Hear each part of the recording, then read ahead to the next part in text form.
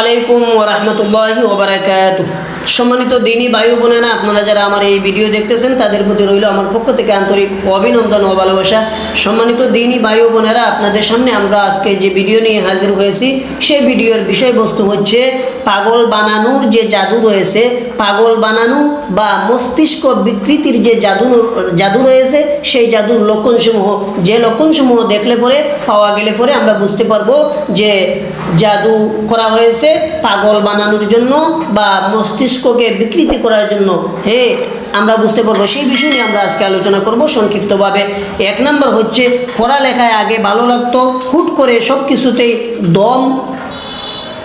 দোষ নামা, অর্থাৎ অবনতি হওয়া, আর কিছুতেই তার কোনো কিছু সে মনে রাখতে পারে না। পরীক্ষা আসলে সে অসুস্থ হয়ে যায়, অল্পতেই সে অধৈর্য হয়ে যায়, কোনো কাজ ধীরস্থিরভাবে সে করতেই পারে না। বিভিন্ন কাজকর্মে কথাবার্তা বলতে গেলে, বিভিন্ন কাজকর্ম করতে গেলে তার ভুল ভ্রান্তিটা অধিক হয়ে যাচ্ছে, বেড়ে যাচ্ছে, ওয়াসওয়াসাটা তার বেড়ে যাচ্ছে।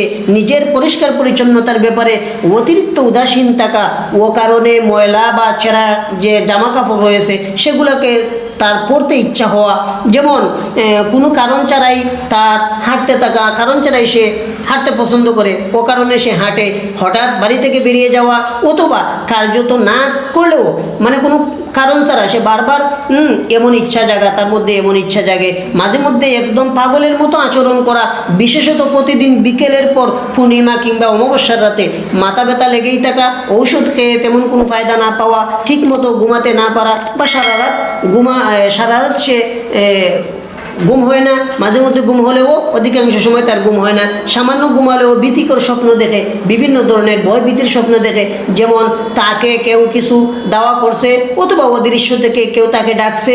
আরও বিভিন্ন ধরনের লক্ষণসমূহ রয়েছে, যে লক্ষণগুলো দেখলে পরে আমরা বুঝতে পারবো যে অবশ্যই তাকে পাগল বানানোর জন্য বা মস্তিষ্ক বিকৃতি করার জন্য কেউ তাকে জাদু করেছে। আপনাদের যদি এই সমস্ত লক্ষণগুলো আপনাদের মধ্যে যদি পাওয়া যায়, তো আপনি অবশ্যই মনে করবেন এই সমস্ত জাদুতে আপনি আক্রান্ত আছেন। আপনারা আমাদের সাথে পরামর্শ করবেন, যোগাযোগ করবেন।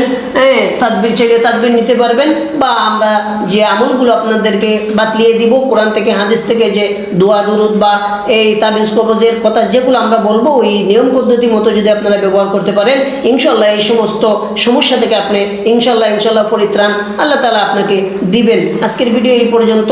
সবাই ভালো থাকবেন, সুস্থ থাকবেন, আমাদের জন্য দোয়া করবেন। আসসালামু আলাইকুম ওয়া রাহমাতুল্লাহি ওয়া বারাকাতুহু।